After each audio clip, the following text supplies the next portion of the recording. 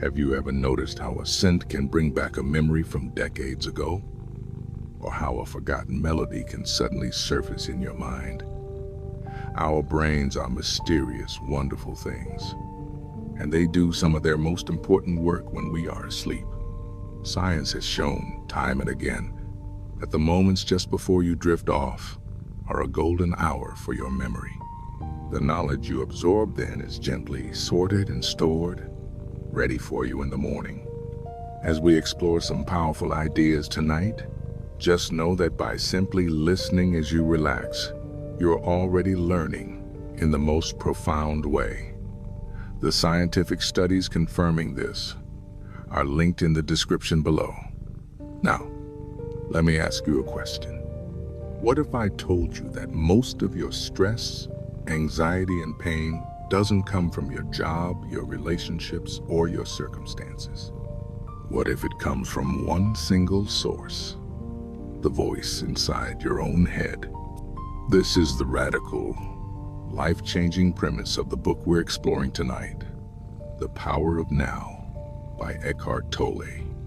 It's a guide not to adding more to your life, but to stripping away what isn't real so you can finally experience the peace and aliveness that is your birthright. Stay with me as we unlock the secrets to silencing the inner noise and finding true presence. Chapter 1. The Noisy Roommate in Your Head. Let's start with a story. In the late 1992nd, there was a company called Enron. On the surface, it was a titan of the American energy industry, praised for its innovation and aggressive growth. Its leaders were celebrated as geniuses. But beneath the surface, a toxic culture was rotting the company from the inside out. Executives created a fantasy of profits where there were only massive debts. Why? Because the entire culture was built on ego. No one could ever admit a mistake. Showing uncertainty was a sign of weakness. The leaders, Ken Lay and Jeff Skilling, had built their identities on being the smartest guys in the room. When reality started to contradict their vision, they didn't change the vision, they tried to change reality, hiding losses and punishing anyone who dared to speak the truth. In 2001, the fantasy collapsed, leading to one of the biggest bankruptcies in U.S. history and destroying the lives of thousands of employees. This is a dramatic example of what Eckhart Tolle calls the egoic mind. Enron's story wasn't just about bad accounting.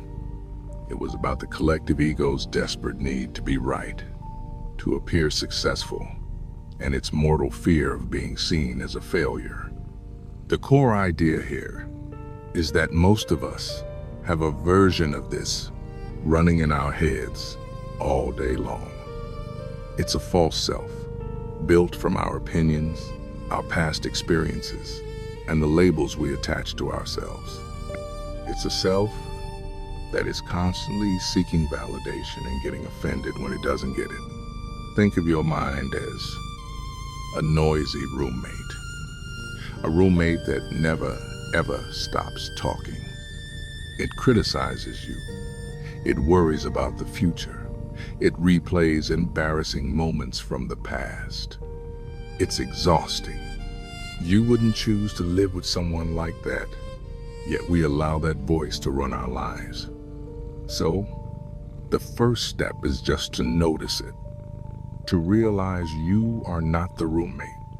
You are the one who hears the roommate. This simple separation is the beginning of freedom. But how do you actually quiet that voice? The answer lies not in fighting it, but in discovering a place where it doesn't exist. And that place is closer than you think. It's not in the future. It's right now. Chapter 2. The Key to the Kingdom. Discovering the now. Have you ever caught yourself thinking, I'll be happy when I get that promotion, or when I find the right partner, or When I finally go on that vacation, we spend so much of our lives living for a future moment, believing that's where happiness is waiting for us. Eckhart Tolle points out a fundamental illusion here. He says we live in two kinds of time: clock time and psychological time. Clock time is practical. It's for setting appointments and planning your day. But psychological time is a trap. It's the burden of the past you carry and the endless anxiety for a future that doesn't exist yet. The truth is, you have never experienced anything outside of the present moment. Your entire life unfolds in the now. I came across a beautiful story from a woman named Suzanne on her blog. She was feeling overwhelmed, her mind racing with 100 different worries. Remembering Tolle's work, she went for a walk with a new intention. Instead of letting her thoughts drag her along, she decided to focus intensely on the present moment. She listened to the crunch of the autumn leaves under her feet. She felt the cool air on her skin. She noticed the way the light filtered through the trees. She wrote that, within minutes, a profound sense of peace washed over her. The problems were still there, theoretically, but they lost their power. Her mind went quiet. She wasn't thinking about the walk. She was the walk. She had stepped out of the prison of psychological time and into the freedom of the now. Here is a beautifully simple tool from the book you can use to do the same.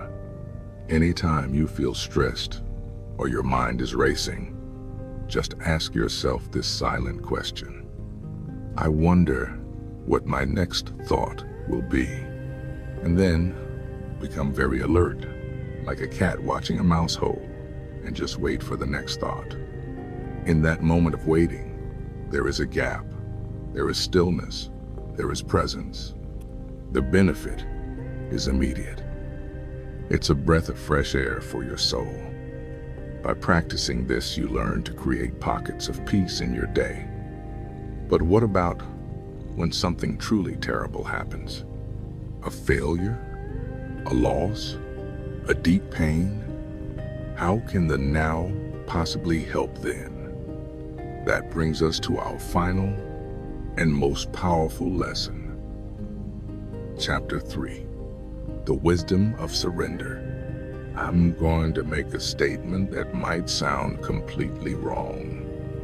Surrender is the ultimate form of strength, and your greatest pain is a doorway to your greatest growth. This goes against everything we're taught. We're told to fight, to resist, to never give up, to wage war on our problems. The idea of surrender sounds like weakness, like admitting defeat. But Tolle argues we've misunderstood the word entirely. There is no greater evidence of this principle than the life of Nelson Mandela. He was unjustly imprisoned for 27 years for fighting against the brutal system of apartheid in South Africa. He endured unimaginable hardship. The past held every reason for him to be filled with hatred. The future was uncertain. When he was finally released, the world expected a call for revenge. Instead, his most powerful act was one of profound surrender. He surrendered to the reality of what had happened. He accepted the past could not be changed. From that place of acceptance, he chose forgiveness over bitterness. He invited his former jailers to his presidential inauguration. He understood that holding on to hatred was like drinking poison and expecting the other person to die. It would only continue the cycle of pain for himself and his country. This is what Tolle means by surrender. It is not giving up. It's the wise and courageous acceptance of the present moment, exactly as it is. We often fear that if we accept a difficult situation, we'll be stuck in it forever. but the opposite is true. Resisting what is drains all your energy. When you finally stop fighting the reality of the now, whether it's a traffic jam, a difficult diagnosis, or a painful memory, you free up all that energy to act with clarity and power. Mandela's surrender to the past didn't make him weak. It made him free. It was the source of his immense strength and moral authority. It allowed him to heal a nation. So, the inspiring truth is this: true power isn't about controlling life. It's about gracefully aligning yourself with it. By accepting the moment, you find a peace that circumstances cannot take away. So, as we bring our summary to a close, let's hold on to these 3 revolutionary ideas from The Power of Now. 1. You are not your mind. The constant chatter in your head, the ego, is the primary source of your suffering. You are the silent awareness behind it. 2. The present moment is your only reality. The past and future are illusions. Your point of power, your peace, and your freedom are all found in the now. 3.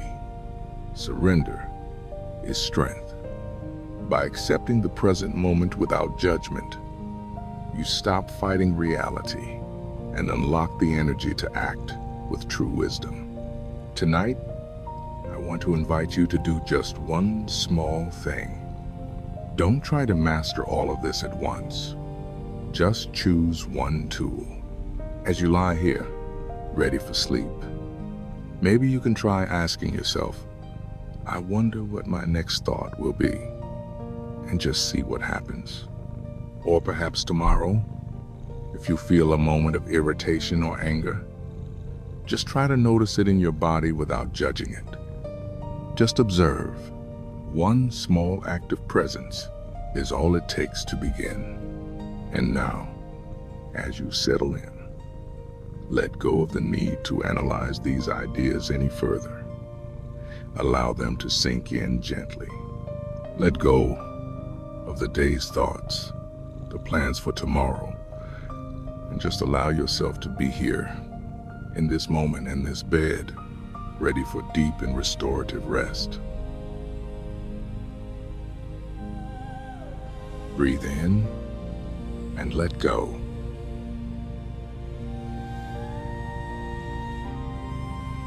You are not your thoughts. You are the stillness behind the thoughts. Let go of the day that has passed.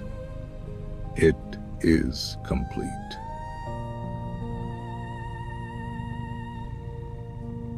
There is nothing you need to do right now, nowhere you need to be, except right here. Feel the weight of your body supported and safe.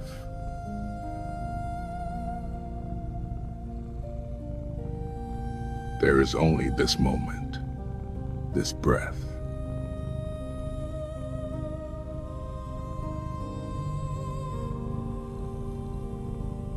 Breathe into the present moment. It is your true home.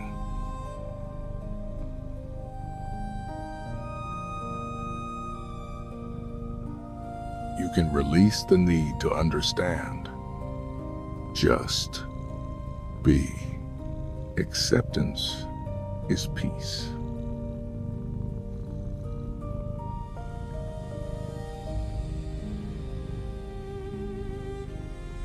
Allow this moment to be exactly as it is.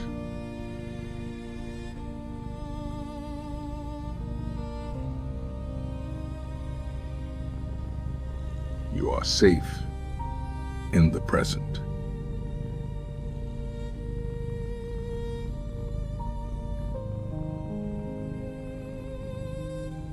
Let your mind become quiet, like a calm, clear lake.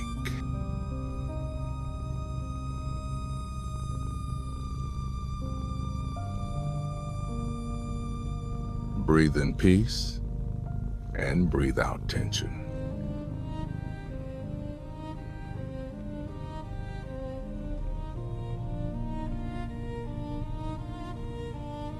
Let go of what you cannot control.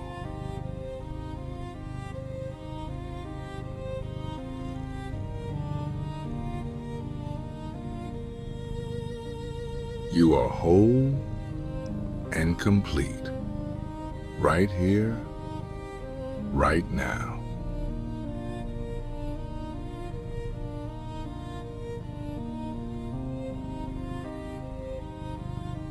Every breath is an anchor to the now.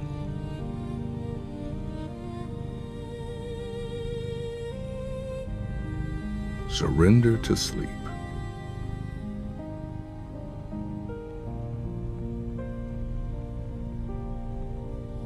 Breathe in and let go.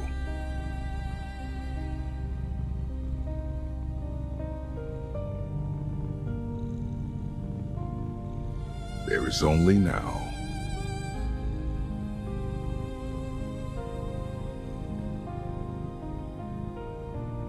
Let go of the stories your mind tells you. They are not you.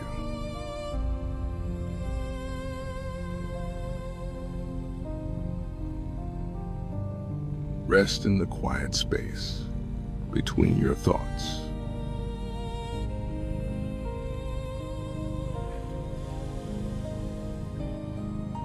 You are drifting peacefully into deep, restorative sleep.